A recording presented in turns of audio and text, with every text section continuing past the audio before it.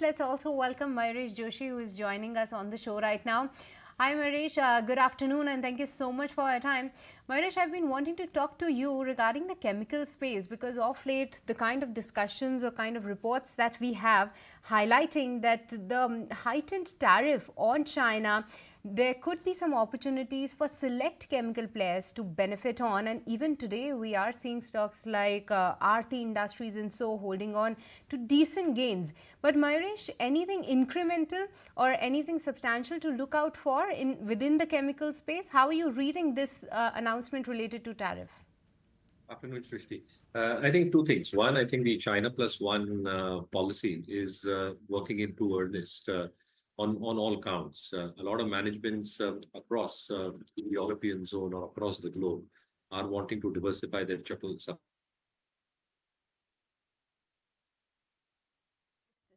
Snap that line with Mayuresh. We'll try to get him back and have his take on some of these chemical plays, because of late we are seeing some of the chemical counters, be it Tata Chemical, Aarti Industries, Naveen Fluorine, PI Industries, they are doing pretty well. But Mayuresh, believe that you are back with us. Please go on.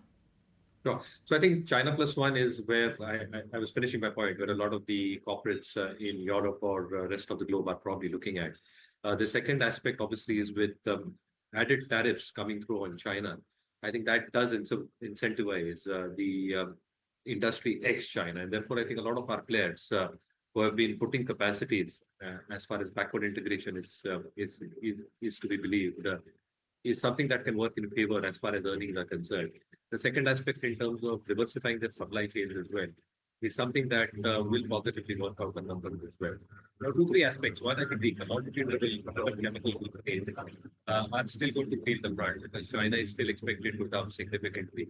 You've seen that probably in terms of both the supply aspects as well as demand coming off.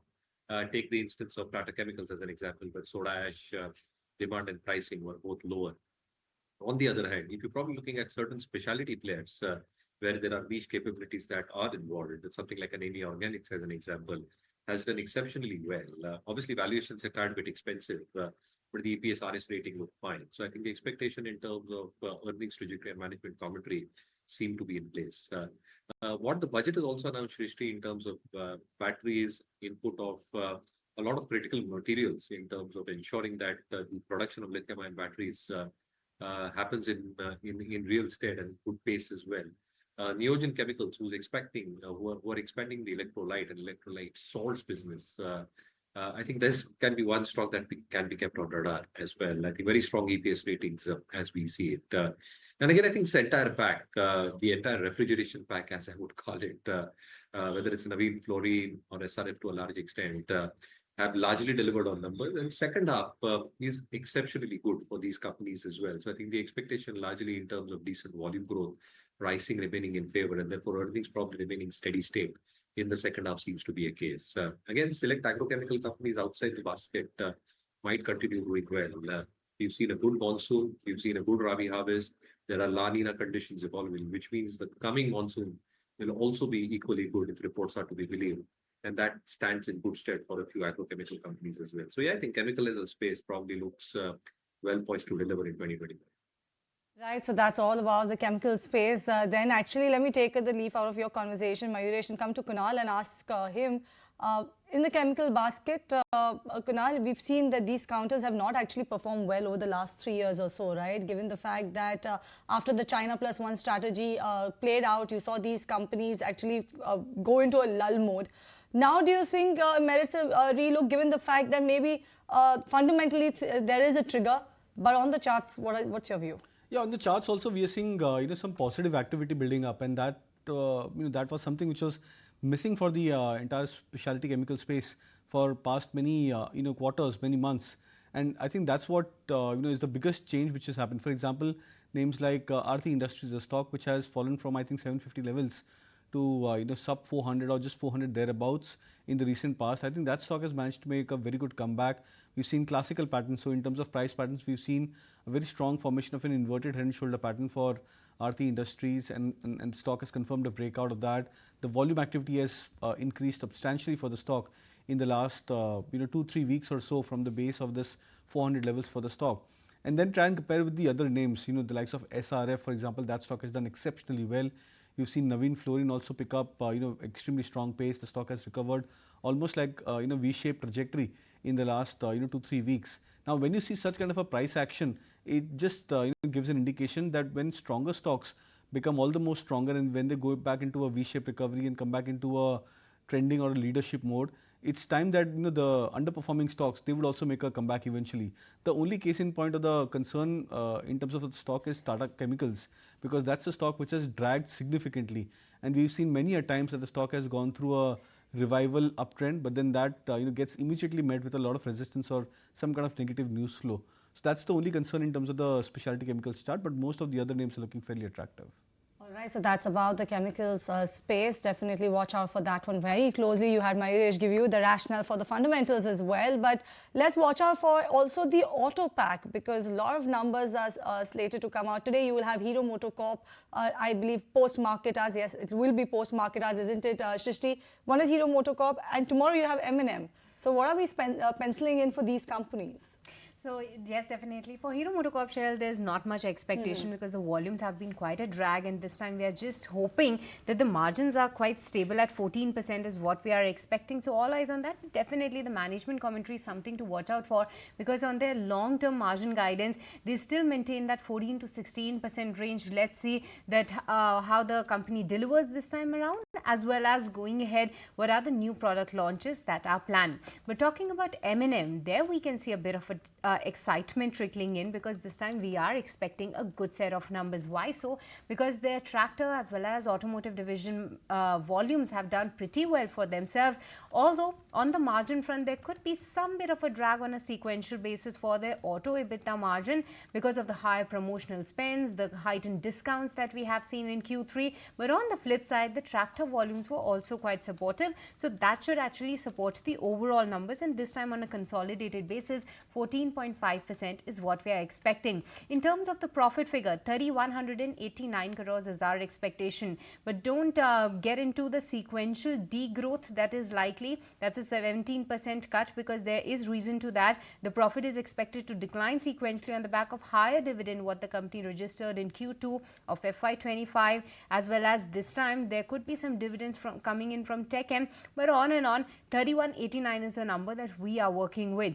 But definitely on the management commentary, how do they see the outlook for the tractor industry overall? Is there any changes to their guidance? The industry-wide guidance that they give is something that we'll be watching out for. And definitely 14th February is the EV booking that the company will open. So the initial booking number, the sense on the street, what they're getting is something that we will be watching out for. So that is about M&M, what we should watch out for. But Mayuresh, let me come to you, and how can I not ask you this question, given the fact that post-budget you have the entire consumption theme abuzz. Everyone's talking about consumption theme, and now they're talking about consumer discretionary versus consumer staples. You're also in the same camp, that who is more tilted to a consumer discretionary at this point in time? Possibly, yes. And I think the results will start flowing in as we head into the first half of the next financial year, because that is when I think the actual effects will start taking place in terms of discretionary spending coming through. But again, I think clearly, if you probably look at the entire consumption basket, which is pretty wide, if you probably look across the value chain, you're probably going to see a few FMCG companies do well. You're going to see some auto companies do well as well, specifically two-wheelers, case in point. M&M is something that we continue holding as a clear disclaimer in our global portfolios as well as four-wheelers are concerned. But generally, I think discretionary stocks should start doing well. Let me also toss in a few QSR players out here. They've really underperformed in terms of their SSS growth over the last few quarters. It's been a drag as consumption was going down significantly, specifically in urban areas and tier 1, tier 2 cities as well. But again, I think with expectations of more spending expected to come through, there is a huge possibility that the underperformance that these QSR players have probably delivered might actually do well. So Jubilant was a stark outperformer compared to the rest of the pack.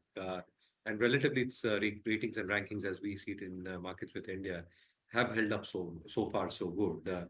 So I think if there is some turn of events, I think a few of these subsectors within the consumption basket should do well. Right, that's the take coming in on some of these FMCG plays. But talking of one such stock wherein the numbers just came a couple of days back, that is Castrol India. If we can bring that chart on an intraday basis, what a move. It's almost an 8 to 9% jump what we are seeing. And exactly from those 200 levels, the stock tried to take a support and even now inching to 211 odd levels. It's at the day's highest point. Kunal, any take on this one? Because the stock has corrected significantly from those higher levels. Yeah, I remember I've been tracking the stock, for quite some time. I think over the last, 2-3 quarters, the stock had, gone through initially a very strong bout of a rally from I think 100 levels or 150 levels is where the rally started off for Castrol in 2023. The stock moved towards 280 or 285 thereabouts, and from there I think this leg of correction that come back to that 165 mode, which means that we could now be looking at a point where the stock has formed a formidable base. Now the best part about the chart today is the volumes. The volumes today on the daily time frame are exceeding the volumes in the last 2 days, and the last 2 days itself, the average volumes was almost 7 to 8 times the volumes over the past many days for the stock, which means it's not just a strong based buying in the last 2 days, but more of an additional buying which has happened for Castrol today, and that too complemented with the price moving up towards a multi-week high of 210 plus. I believe that this could be a very strong sign of a revival. Now, typically what happens is after such kind of a strong volume formation, the stock eventually gets into a first leg of consolidation. But then, after a few weeks or so, the stock picks up pace and then moves up another 10 to 15%.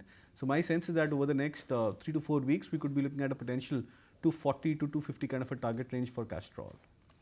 All right, so that's about Castrol's third consecutive session of up move coming in for that particular counter. Naresh, coming to you, I wanted to get your sense on the IT pack, because now you have a sense coming in the market that this year you could have the banks as well as IT outperform the benchmark indices. What's your take on that? Are you seeing that already transpire on the charts? So for now, it looks like a consolidation. We've not seen a sharp correction as such in the sector as such. Post the numbers also, the stocks have consolidated. But if you look at the longer term structure, looks interesting. So going on with, say, a Tech Mahindra or an Infosys, both these names, or even a TCS, is around the 2021 highs and consolidating around that area. Eventually, they could break out over the next 6-12 months. So for now, it looks like at least for the next few weeks, it would consolidate, but the longer term structure is still positive. All right, that's the take coming in on Tech Mahindra. But looking at the markets right now, 72 odd points on the positive territory when it comes to Nifty Bank, while Nifty 50 is trying to recover a bit from the day's lowest point. But a lot of these pharma counters are doing pretty well for themselves today. Definitely the large caps are making to the list in the Nifty 50 gainers. But in the broader market space, stocks like GSK Pharma, what I see is Eris Life Sciences. Other than that, Abbott India, these stocks are holding to strong gains right now. But one such stock, that is GSK Pharma, that is now up around 17 odd percent. And Kunal, quickly, if I can have your take on this one, it's a sharp spike coming in on this particular stock. We don't discuss much about this, but anything onto the volume front that you are spotting? Yeah, exceptionally strong volumes. I think 24 lakhs in terms of the NSE volumes for Glaxo on the cash segment, and that exceeds the volumes for Glaxo, I think over the last 1.5 odd year for the stock. So that itself tries to indicate that this is a very strong volume push the stock has shown today. And I've been tracking the stock over the last 1.5 odd year. I remember, I think 2024, the stock had moved from 1500 levels to I think around 2800 or 3000 plus mark. And post that, the stock has gone through a correction. So this could actually be a good advantage for traders with a longer term time frame to try and maybe accumulate or add more quantity at current levels. After this volume kind of an up move for Glaxo, this could indicate that the stock has come out of a major consolidation as well as a price correction. All right, that's about GSK Pharma. Let's take a look at ITC, because right after market close on around those level times, you'll actually have ITC report its quarterly numbers of the last 15 minutes or so. You've seen a spike in the counter from the day's lowest point. Let me bring up both Snehi to exactly understand what I'll be penciling in for ITC. Well, yes, overall we're expecting a rather decent set of numbers from ITC. Nothing great is expected this time around, because if you take a look at the standalone revenue, that's expected to come in at 18,456 crores compared to 16,483 crores, which is an uptick of 12% on a year-on-year basis. EBITDA is expected to go up by 6.5% at 6,402 crores. Net profit, however, we're penciling in some pressure over here, down 5% on a year-on-year basis. We're seeing this figure at 5,290 crores compared to 5,572 crores on a year-on-year basis. On the back of this, margins are also expected to contract slightly at 34.7% compared to 36.5% this time last year. Some key expectations: the cigarette business volume is expected to grow anywhere between 3.5% to 5%, and sales growth of 7% year-on-year is expected in cigarettes. The FMCG business is expected to grow by 5%. Now, margin pressure is likely to persist due to inflation in leaf tobacco and agri commodities, and high growth in agriculture business, which is also a low margin business. The paper segment is expected to remain weak and expect muted performance here. Just an uptick of 2% on a year-on-year basis in terms of sales revenue, rather, is what we're expecting in terms of the paper business. Agriculture segment and hotels are expected to do well this time around. What to watch out for when the numbers come out: demand outlook on rural versus urban, the competitive intensity, companies' outlook on raw material trends, the agri-business outlook, as well as the pricing strategy are going to be key to watch out for. But well, yes, overall, we're not expecting any surprises, but well, yes, a rather decent set of numbers from ITC this time around. All right, thank you so much for that, Snehi, for talking about ITC to all of us. But Mayuresh, let me come to you and get your comments coming in on Swiggy versus Zomato, given the fact that these two have come out with the numbers, and with the Swiggy's numbers coming out, actually Zomato's numbers look much better. What's your take on both of these players?